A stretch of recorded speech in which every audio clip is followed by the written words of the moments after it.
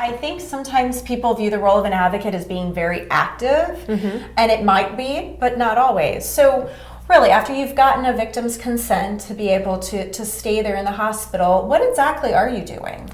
So I really think of those of us who are in the room during hospital advocacy and during a sexual assault forensic exam as a team. So the sexual assault nurse examiner or the medical examiner, whoever is doing that exam, their role is to focus on the well-being of the survivor and to collect evidence.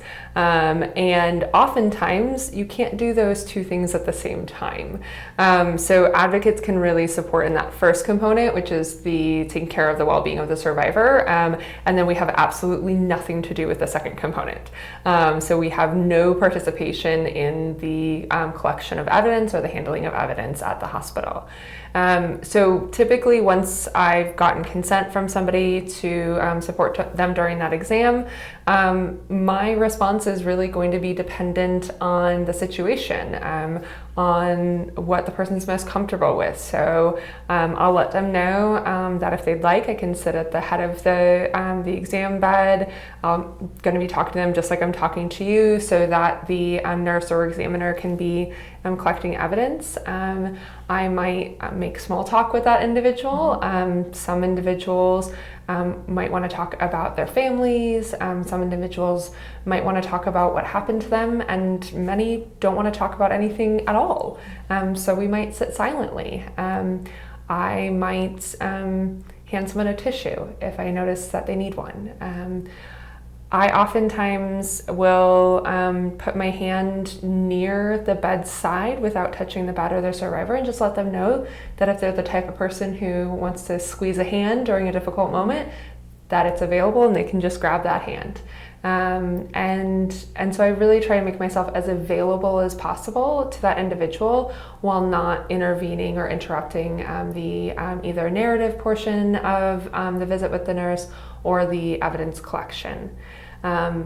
I'm oftentimes talking about next steps with an individual. So if the nurse is labeling some samples or putting something into the computer, I might talk about, what's going to happen tomorrow or what's going to happen next week or next month, with making things really understandable to somebody who's just experienced a lot of trauma. So that's a big part of my role, is to keep someone calm and comfortable and be available for whatever needs they might have in that moment, while freeing the nurse's focus up to be able to do that evidence collection and to be able to really examine that individual in the most high quality way.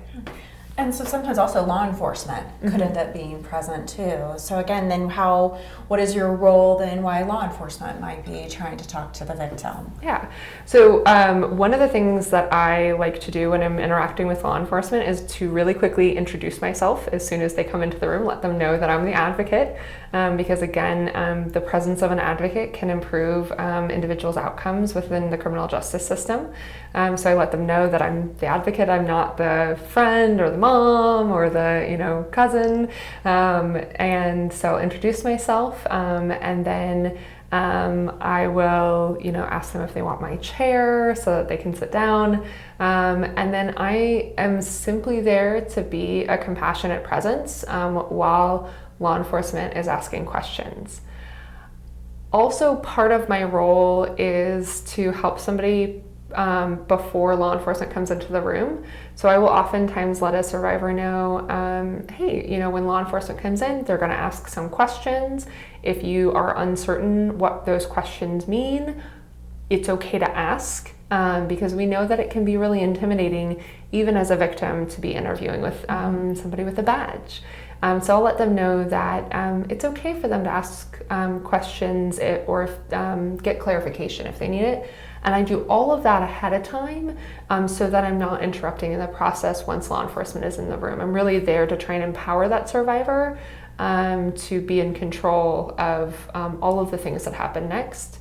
And then when law enforcement is in a hospital room, or if I'm with someone at a detective interview, particularly when things are being recorded, I am silent. I can be there to make eye contact with that survivor so they know they're not alone. But we are not members of the criminal justice system. And the last thing that any advocate wants is to be somehow intertwined into an investigation, because that prevents us from being able to adequately provide services to a survivor. Great explanation. One of the other things that I've found could be helpful is that, especially if it's an interview that's happening fairly quickly soon after the assault, that later on the victim might be talking to you being like, I think he or she said this. Do you remember? So it can even be the processing afterwards about this was the contact information, or this is what they explained, like even helping them debrief what their next steps are with the law enforcement agency, because at the time they might have been still kind of upset or tired or whatever, and they just might not be remembering as well. Right. I think it's incredibly stressful under the best of circumstances to be interviewed within the criminal justice system. Then you add trauma and exhaustion and safety concerns, all of those things that a victim is focusing on top of that. It can really help to debrief, and it's really hard to debrief with someone who wasn't in the room. And so part of it is just being a person who could say, I've been in that room 100 times, you did great. Mm-hmm. It's hard to believe someone when they're telling you you did great if they didn't see it.